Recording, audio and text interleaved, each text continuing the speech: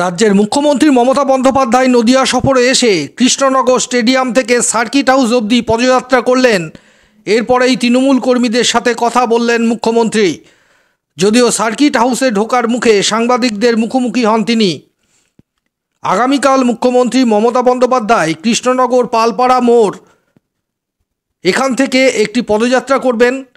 কিছুটা যাওয়ার পর সেখান থেকে রওনা দেবেন শান্তিপুরের উদ্দেশ্যে।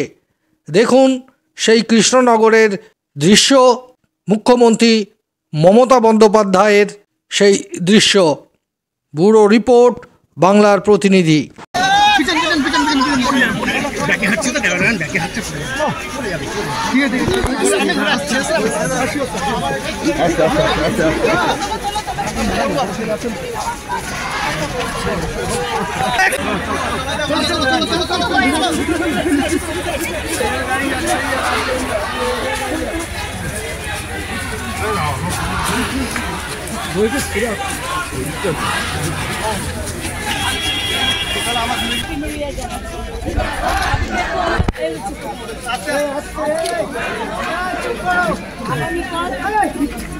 আমি আপনাদের যদি পারেন পালপাড়ার মোড় থেকে, যেহেতু 560 বছরগুলো এখন চলে গেছে, এখন আর ওখানে লোক পালপাড়ার মোড় থেকে আমি কিছুটা হাঁটবো। সুতরাং আপনারা পালপাড়ার মোড়ে থাকবেন, এরা গাড়ির অ্যারেঞ্জমেন্ট করে দেবে এবং যতটা আমি হাঁটবো তারপরে পালপাড়া মোড় থেকে গাড়িতে করে আপনাদের নিয়ে চলে যাওয়া হবে রানাঘাটে বেরোতে। ঠিক আছে, বুঝলেন তো? ঠিক আছে,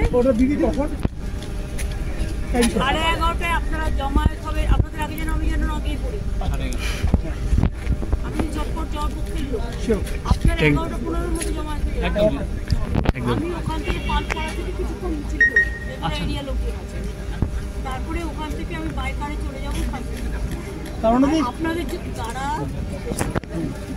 জন্য একটা বাসে তাহলে বাসে সবাইকে বলবো বাসে খাবার দিয়ে জল দিয়ে তোমরা ওখান থেকে করে তোমরা একদিন চলে যেতে পারো শান্তিপুর স্টেডিয়ামে।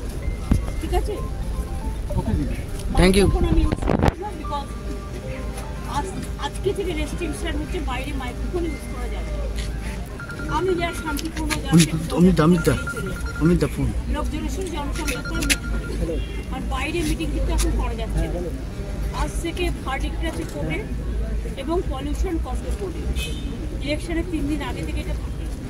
তাই আমি মিটিং করছি একদম স্টেডিয়ামের মধ্যে, ইনসাইড দ্য স্টেডিয়াম বক্স লাগিয়ে, মাইকও লাগাচ্ছি না। এবং আমার 5-6 তারিখে যে প্রোগ্রাম ছিল পুরুলিয়ায়, সেই জন্য আমি ক্যান্সেল করছি। পরে করবো সরস্বতীর পরে। আর এখন প্রায় 1 মাস ধরে মাধ্যমিক, উচ্চ মাধ্যমিক, ICSE, CBSE, ওদিকে মাদ্রাসা, ফাজিল, আলী সব চলছে, প্রত্যেকটা পরীক্ষা চলছে। এবং সব পরীক্ষার্থীদের জন্য আমাদের শুভকামনা থাকবে এবং তাদের যাতে কোনো অসুবিধা না হয়, সবার সহযোগিতা আমি চাইছি। আর এই সময় যদি আমরা নিজেরাই রাস্তা ব্লক করি তাহলে বাচ্চারা পড়তে যাবে কিন্তু, পরীক্ষা দেবে কিন্তু। সেজন্য আপনাদের সকলেই সহযোগিতা আমি কামনা করি এবং বাদ বাকিটা নদিয়ার কথা কালকে বলবো। ঠিক আছে, ওকে দিদি।